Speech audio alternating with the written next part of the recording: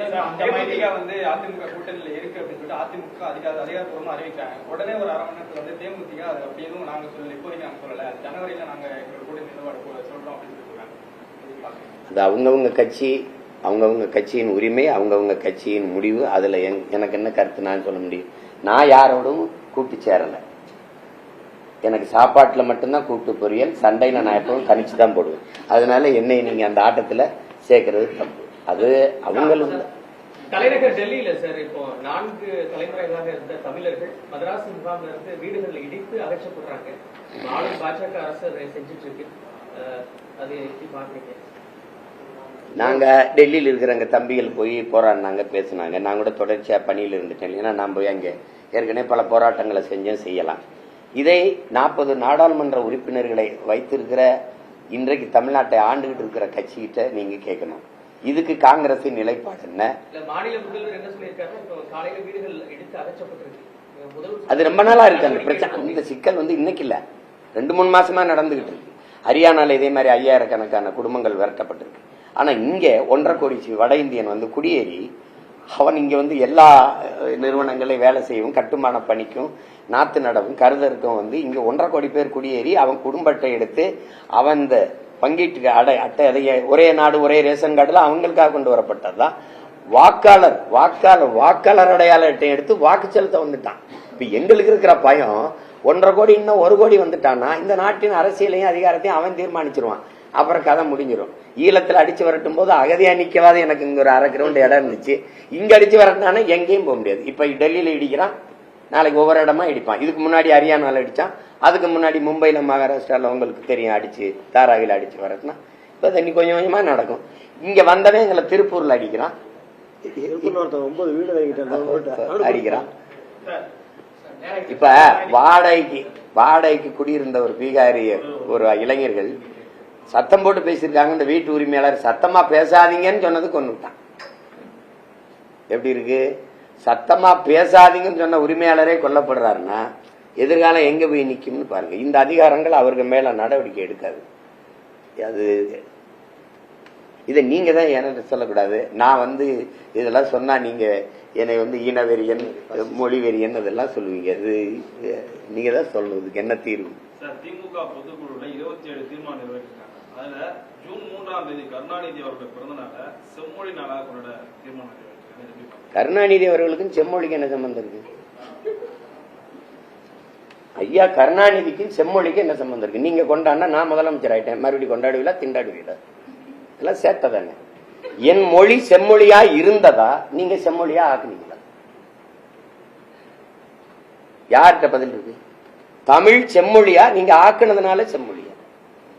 இந்தியாவை நீங்க ஆளும் போது காங்கிரஸ் கூட்டணி இருக்கும்போது செம்மொழின்னு சொல்ல சொன்னதுனால அதை அறிவிச்சதுனால என் மொழி செம்மொழியாச்சா? தமிழறிஞர் சொல்ல வேண்டியதுல உலகத்தில் இருக்கிற எல்லா மொழிவழி தேசியனங்களின் மொழி ஆய்வறிஞன் எல்லாரும் சொல்றான், உலகத்திலே ஒரு மொழி எந்த மொழியும் துணையும் இன்றி தனித்து இயங்கக்கூடிய உயர் தனி செம்மொழி உண்டென்றால் அது தமிழ்ங்கிறான். நீங்க யாரு எனக்கு என் மொழிக்கு அங்கீகாரம் பெற்று தரதுக்கு? எத்தனை ஆயிரம் ஆண்டுனே தெரியாது என் மொழியின் தொடக்கம். 50,000 தேவனையப்பாவானர், 80,000 ஆகுங்கிறாரு உங்க கால்டுதல். ஆதியில் மனிதன் காடுகளில் இருந்து நகரத் தொடங்கிய போது, இடம்பெறத் தொடங்கிய போது பேசிய மொழியில் இருந்த ஒளி வடிவமும் எழுத்து வடிவமும் இன்றும் தமிழில் காண கிடக்கிறதுன்னு கால்டுவல் எழுதுறாரு. இப்ப 80,000 50,000 நான் எப்பன்னு தெரியாது. 1800 ஆண்டு 1600 வெறும் 500. அந்த 500 ஆண்டுக்கு முன்னாடி மலையாளம், அதுக்கும் பின்னாடி இந்தி வருது. இந்தி 500 ஆண்ட தொற்றுச்சா பாருங்க. நீனும் செம்மொழி நானும் செம்மொழி. இங்க போய் 2000 ஆண்டுன்னு சொன்னா சிக்கலாயிரும், மற்ற மொழிக்காரெல்லாம் பிரச்சனை பண்ணுவான்ட்டு இவர் 1500 ஆண்டுன்னு இந்தியா ஆண்ட அந்த காங்கிரஸ் ஆட்சி சொல்லும்போது ஆமான்னு சொல்லிட்டு செம்மொழின்னு அந்தஸ்தப்பட்டு வந்தீங்க. எனக்கு என் மொழி செம்மொழின்னு வந்துச்சு. செம்மொழியா செத்த மொழியா? நீங்க உங்க மனச்சான்று நெஞ்சில கை வச்சு எல்லாரும் சொல்லுங்க. இதை விட்டு வெளியில போனா தமிழ் இருக்கா? பேச தமிழ் இருக்கா? நாக்குல தமிழ் இருக்கா? நாட்டுல தமிழ் இருக்கா? ஏட்டுல இருக்கா? எங்க இருக்கு தமிழ்? அப்ப செம்மொழின்னு சொல்லிட்டா, செம்மொழிக்கு ஒரு பூங்கா வச்சுட்டா, செம்மொழி நாள் கொண்டாடிட்டா மொழி வாழுமா? நீங்க தமிழ்நாட்டின் முதலமைச்சர் பேசுறீங்க, வர்த்தகர்கள் வணிகர்கள் மாநாட்டில் என்ன பேசுறீங்க? தமிழ்ல எழுதுங்க பெயர் பலக. எப்படி எழுதுங்க? ரெயின்போவே ரெயின்போன்னு எழுதுங்கிறீங்க. இதான் என் தமிழை வளர்க்கிறதா? இதான் தமிழ் மீட்சியா? ரெயின்போவை ரெயின்போன்னு எப்படி எழுதுறது? அதெல்லாம் தங்கிலீஷ். அப்படித்தானே எழுதியிருக்கு, அப்படிதான் எழுதியிருக்கு. ப்ளூ டைமண்ட் அப்படின்னு எழுதியிருக்குது. Blue stone. என்னுடைய உடற்பயிற்சி கொடுத்துக்க மாதிரி என் தம்பி பாய்த்தல் ப்ளூ ஸ்டோன் எழுதிருக்கு. நீல கல்னு எழுதி ப்ளூ ஸ்டோன் எழுது. நான் கேட்டா சொல்லு. எல்லா கடைகளையும் போகும்போது அண்ணன் சொன்னதுக்காக திரும்பி பார்த்து போங்க. ஒரு இடத்துல தமிழ் இருக்காங்க. எழுத்து தமிழா இருக்கும், ஆனா உச்சரிப்பு ஆங்கிலம். எழுத்து ஆங்கிலமா இருக்கும். இப்போ இல்லாட்டி எப்போ, IPPO இப்போ. எழுத்து ஆங்கிலம், உச்சரிப்பு தமிழ். விளங்குதா? அங்க அங்க என்ன இருக்கும்? டீ ஸ்டால், தேநீர் விடுதின்னு இருக்காது. தேநீர் கடைன்னு இருக்காது. டீ ஸ்டால், டீ போட்டு இஸ் போட்டு ஸ்டால். இது என்னது? எழுத்து தமிழ், உச்சரிப்பு ஆங்கிலம். இதுக்கு பேர் தான் தமிங்கிலம், தங்கிலீஷ். இமயவரை பரவி இருந்த ஒரு இனக்கூட்டத்தை, தெற்காசிய முழுமைக்கும் பரவி இருந்த ஒரு இனக்கூட்டத்தை மொழியை சிதைச்சு அழிச்சு காலடிகள் குறுகி வீழ வச்சு தமிழ்நாடுன்னு பேரை வச்சு என்னை ஏமாத்தி, எப்படி அவன் சொல்றான்ல, முதல்ல வெள்ளைக்காரன் வந்தான் எங்க நாட்டுக்கு, எங்க கையில பைபிளை கொடுத்தான், எங்ககிட்ட ஆடு இருந்துச்சு, மாடு இருந்துச்சு, நிலம் இருந்துச்சு, வீடு இருந்துச்சு. அவன் வெள்ளைக்காரன் வந்தான், பைபிள் எங்க கொடுத்தான், பைபிள் எங்க கையில இருந்துச்சு, ஆடு மாடு நிலம் எல்லாம் அவன் கைக்கு போயிடுச்சுங்கிற மாதிரி நீ இந்த தமிழ்நாடுன்னு பேரை வச்சு எங்களை மயங்க வச்சு மொத்தமா முடிச்சிட்ட. எங்க இருக்கு தமிழ்? செம்மொழின்னு அவருக்கு பேரை வச்சா சொல்லுங்க. அந்த மாதிரி நீங்க ஆடியோ லான்ச்சுக்கு இது பண்றீங்க, வேலைக்கு வரீங்க. ஓய்வு என்பது எங்களுக்கே வியப்பா இருக்கு. ஓய்வு பத்தி நீங்க சொல்லுங்க. என்னை உருவாக்கின என் தலைவன் என் கற்பிச்சது ஓடிக்கொண்டே இருக்கணும், ஓடிக்கொண்டே இருக்கணும். உறக்கத்துக்கு முதன்மைத்துவம் கொடுக்க கூடாது.